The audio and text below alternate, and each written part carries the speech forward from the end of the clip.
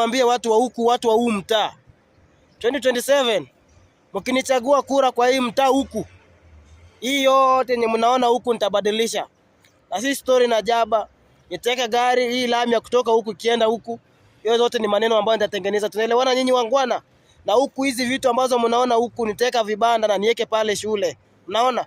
Hizi matakataka zenye mnaona hapa zitakuwa zinatolewa hapa zinaenda kutupwa huko. Na waambia 2027 Maisha Production msimsahau. Nataka niwaambie ukweli ni kwamba mkinichagua mimi nawaambia hizi takataka mnaziona hizi madustbin ambao hawa wangwana wanakuja kuchafua huu mtaa. Hautaona hizi vitu hapa.